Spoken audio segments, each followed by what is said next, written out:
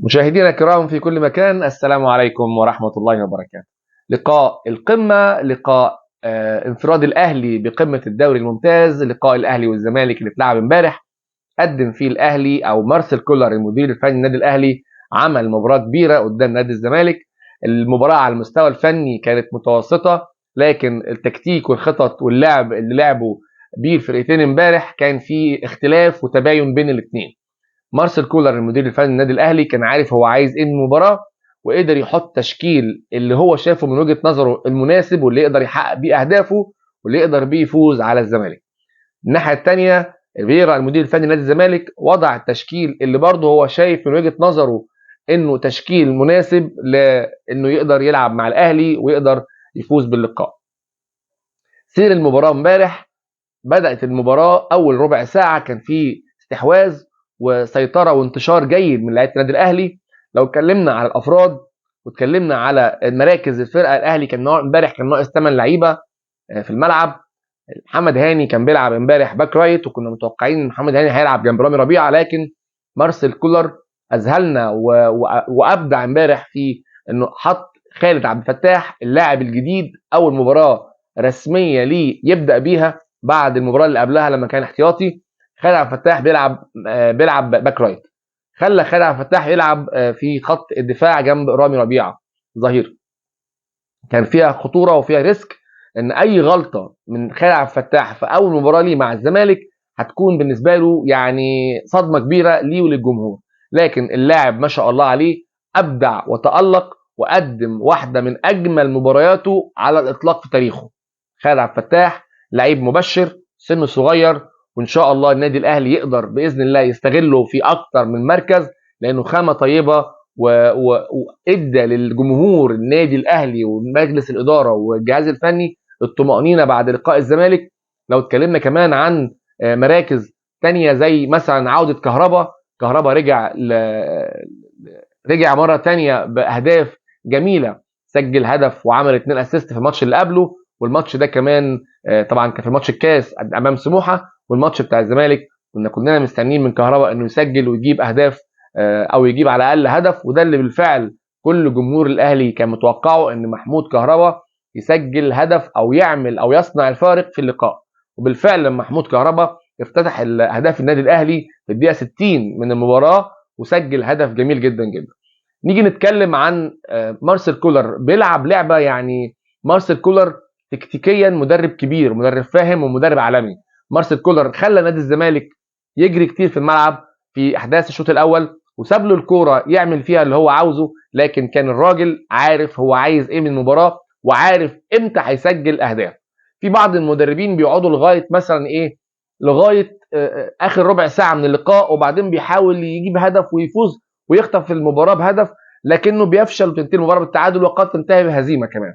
لكن الراجل ده جه اخر نص ساعه بالظبط وعمل الضغط على الزمالك، وعمل الخطه اللي هو بيها في بدايه الشوط الاولاني او على مدار الشوط الاولاني، ان هو اجهد لعيبه الزمالك في الجري الكتير حوالين الملعب او الجري كتير داخل الملعب، ما بين ان هم بيجروا من منطقه دفاعاتهم لغايه منطقه دفاعات الاهلي ما بيقدروش يوصلوا، وكان مقفل دفاعاته جيدا مارسيل كولر، وكان لعيبه النادي الاهلي امبارح في قمه تركيزها.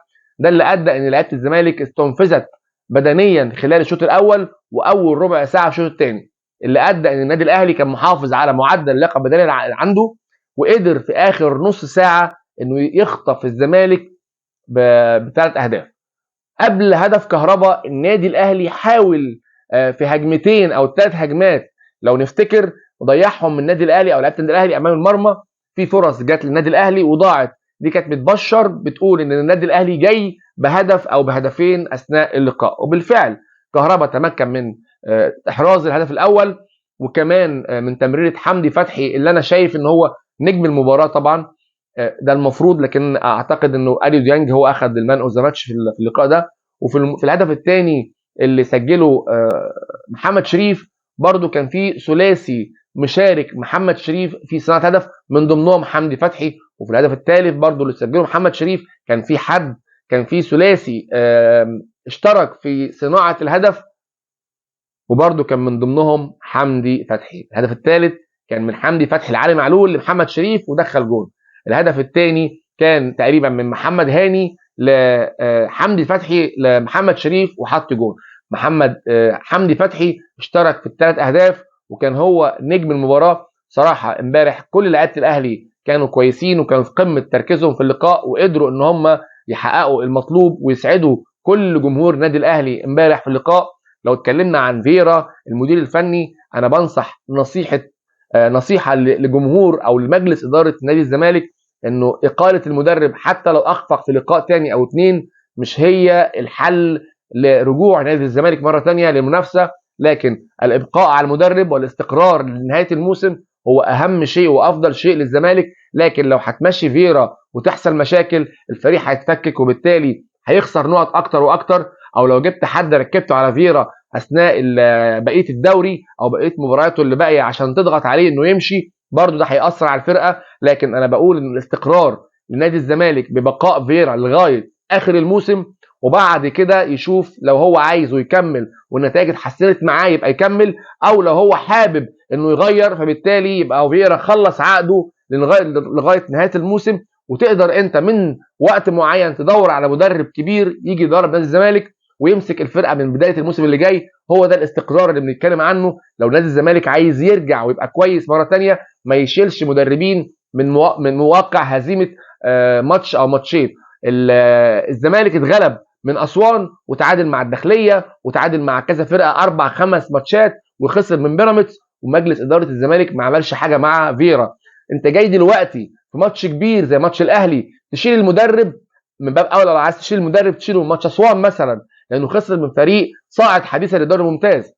تشيله من ماتش الداخليه، برضه الداخليه كان صاعد مع اسوان الدوري الممتاز. لكن تلعب بفرقتك مع غريمك التقليدي رقم 1 في مصر وافريقيا وعايز تقيل المدرب او تمشيه، اكبر غلطه هيعملها الزمالك انه يقيل فييرا. وان احنا سامعين ان اقاله فييرا على الابواب او خلال ايام، قد تكون بعد لقاء المحله اللي جاي وقد تكون يعني مش عارفين. مع الزمالك عنده اكتر من لقاء، عنده المحله بعد يومين وعنده كمان ماتش، عنده 3 ماتشات، عنده سموحه وعنده المحله او عنده فيوتشر والمحله وسموحه، تقريبا مباريات صعبه على الزمالك. لا، عنده فاركو والمحله وفيوتشر.